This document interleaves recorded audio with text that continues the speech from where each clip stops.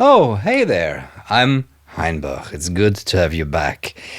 You just caught me in the process of marking the channels on my new mixer. I bought this big old Ramsa 4424 mixer from basically up the street for 400 euros. And why would I do such a thing in 2020? There's something specific that I was looking for. First of all, an analog mixer is a perfect interface. Every knob has one function, it just works, you can memorize it, you can play the mixer, which I love doing. I basically dub my mixes and that's like playing an instrument. But there's another thing about good, well-made analog mixers. They overdrive really nicely. And let me demonstrate that. So here's a Roland TR-606, and this is how it sounds when there's no gain on the input of the mixer.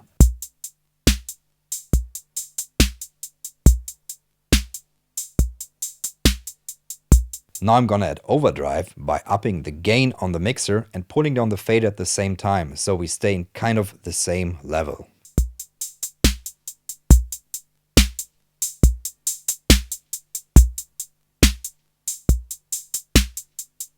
Already the beat has a little more bite, especially in the kick. Plus 30.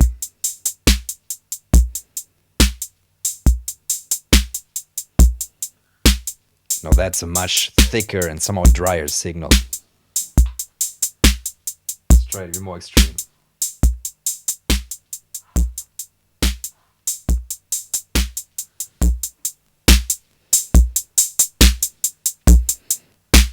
Now the whole input is very compressed and you can hear noise creeping in. But it sounds nice and heavy. Maximum.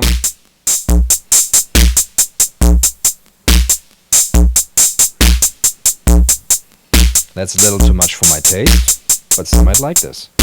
Of course, you can do the same thing with synthesizers. Let's try the Earwave Quadrantite Swarm for that.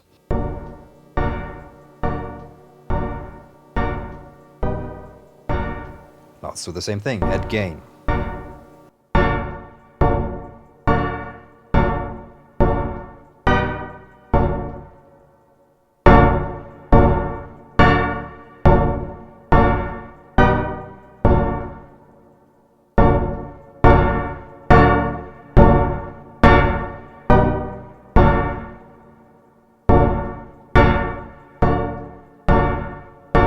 Here's a nice spot where the attack gets more pronounced, and there's just a tiny bit of distortion creeping in. The whole signal feels more solid and chunky.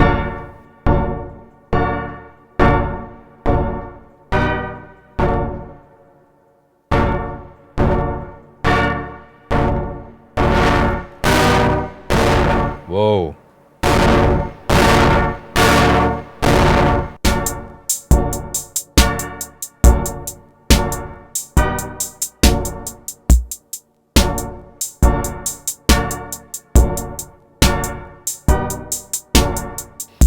But let's hear how it sounds without all the overdrive.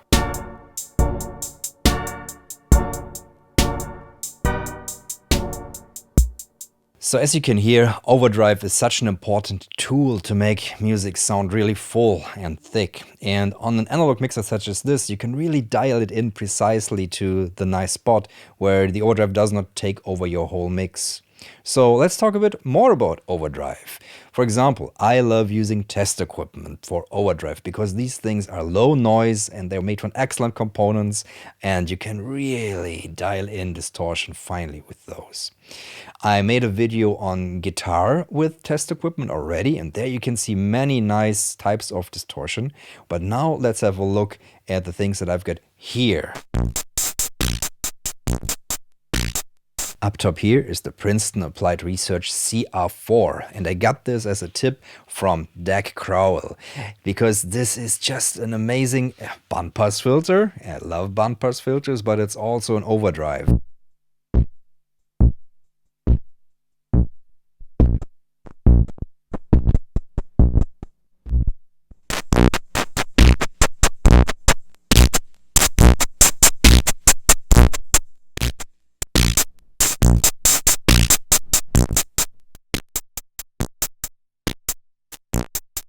Sounds almost like a bit crusher. These things were used in nuclear research, and DEX CO4 still had some radioactivity on it. I've got no Geiger counter, so I don't know if this one is still radioactive, but it sounds so special because of its bit-crushing characteristics. Another piece of test equipment that I've permanently routed to my mixer is the Type BK-F6 distortion meter by Radiometer Copenhagen. That's a gigantic unit that was meant to actually measure distortion, but it becomes a fantastic overdrive in itself.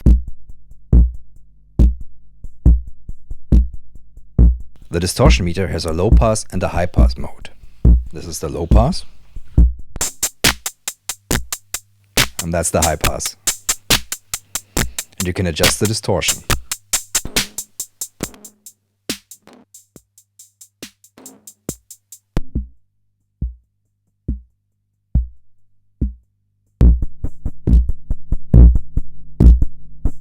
Now let's bring in the CR4 again.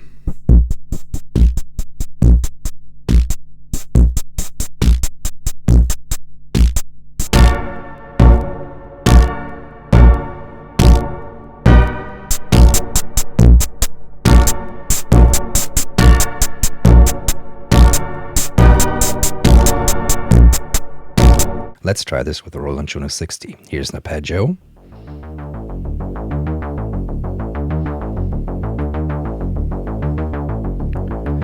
Now let's add in the distortion meter.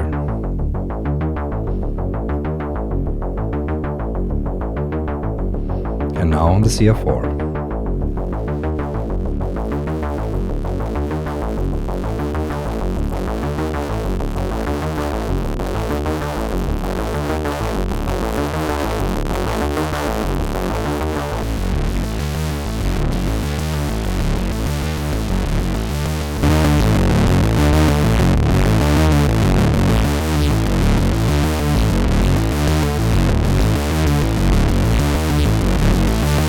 Of course, with the test equipment, I'm also employing filters, which is a bit like cheating, but many distortion pedals have filters or at least tone controls in them. So let's look at a few pedals. Now, the first pedal that I have here is by NB Pedals. This is, as you can see, a prototype. It still has some glue on here, and it's just something that he built himself for his show with Jertigan, which I played together with in Lillehammer. And I heard that sound and I was like, what was that overdrive that you used? And he said, yeah, it's the pedal that I built myself. And he was kind enough to give me his prototype. He's making new versions of these, which are solidly built and a solid enclosure. But I have to say, I really enjoyed the tone of this on synths. To show you what it can do, I've got the Volca FM here. And yeah, let's hear how it sounds. Just Volca FM.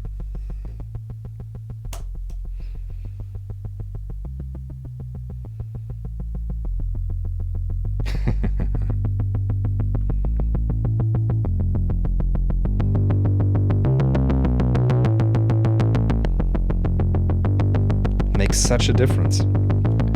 Add some more brightness from the Volca.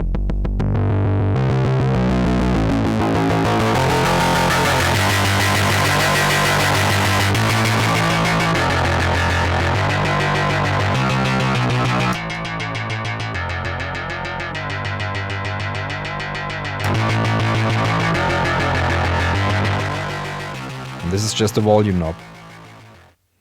So this pedal is simple, good if you want a nice overdrive for synthesizers. Next up, we've got the Chirality Audio Splinter.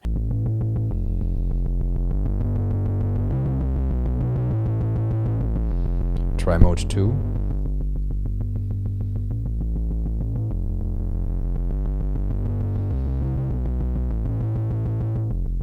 Mode 3.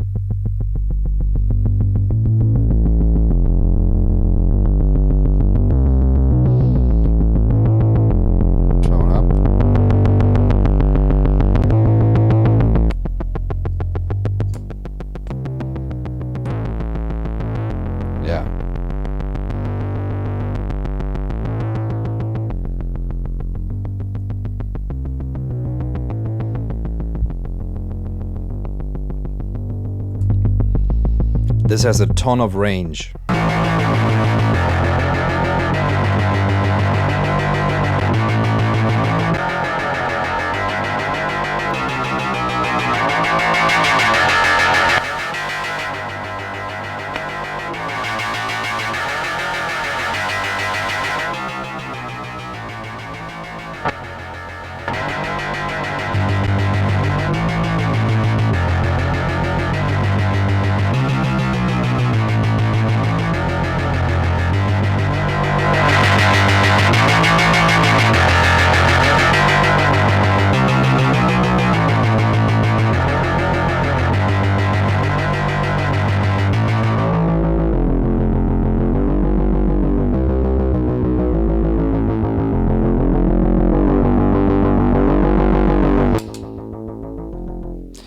The amount of range on this pedal is astounding, and it's rare that I can get truly lost in the distortion pedal, but with this, that's absolutely possible.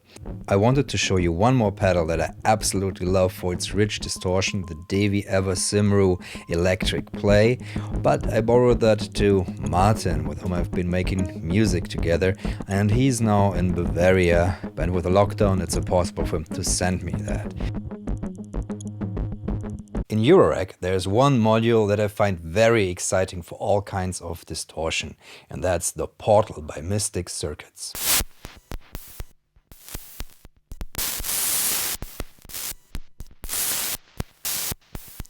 Now this is a Eurorack module, but it sits with my test equipment, because I feel it fits in here perfectly.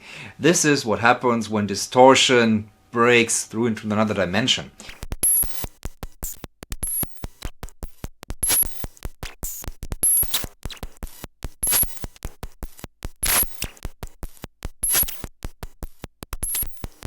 So I clocked the rather fantastic vector sequencer from the test equipment and then sent rhythms to Portal. And this will do all these lovely micro rhythms. If there ever was Pansonic in a box, it's this one.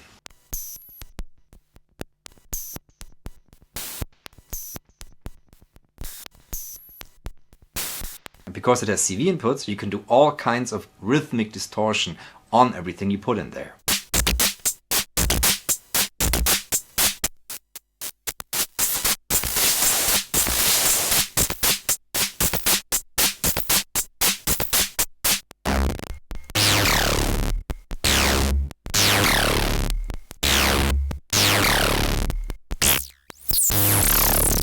Many of you are gonna ask how you can achieve something like this in the box.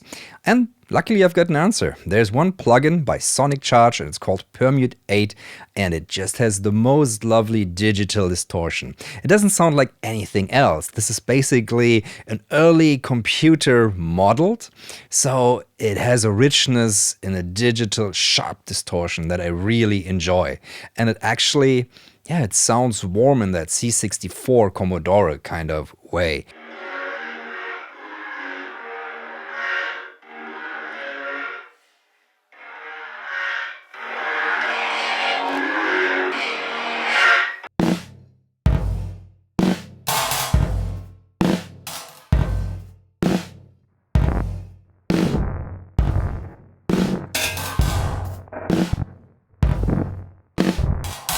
I've used that plugin extensively on the drums in my session with Adam Morford, so you're gonna hear a track from those.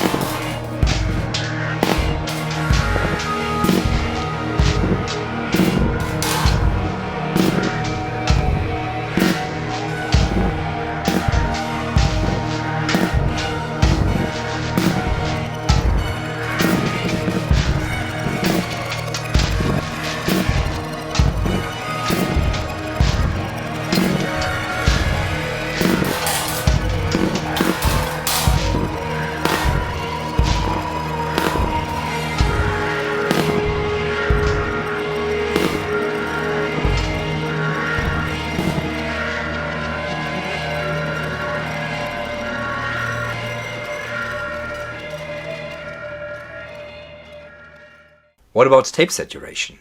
Well, the machines that I mostly use are all studio machines and professional broadcast machines, film sound machines like the Nagras. Those don't distort much, they are not Mojo machines. They've got a rich texture, but they are not overdrive units, and I don't think of them that in any way. I like them for the sound that they imprint to any signal. I like the pitching that you can do on them. I like the richness of tone that you get, and I like that nature documentary from the 1970s feeling that I get when I listen to them. Even my master machine, the Telefunken Magnetophone 15, that's also not something that overdrives that well. It does add just a touch of grit if I want to, but mostly I don't drive it too hard. I get more of a glue feeling from it because it compresses everything at a certain level, but it's not like this will turn like the plugins that you have where they turn everything into this crunchy mush. That's basically, these machines are subtle and I like to keep them in that way. There are 100 more ways to overdrive, distort and saturate a signal, but these are just some of the ones that I employ in my studio. If you have a favorite method to mess with the signal, please leave a comment below. I'm going to upload a sample pack from this video to the Patreon with sounds that you can then use in your music as you like. If you make tracks with that, post them in the subreddit or tag me on Instagram and I will repost them via the stories. Also, the music will be on the Patreon, and thanks to everybody who supports me there. You're the reason I can keep on doing these videos. If you have any questions, leave them in the comments below, or again, visit the subreddit. We are talking quite a lot about all these beautiful things in regards to tape, music, the business, posting music. It's a fun place to hang out right now. So thank you for watching and see you in the next one. Bye.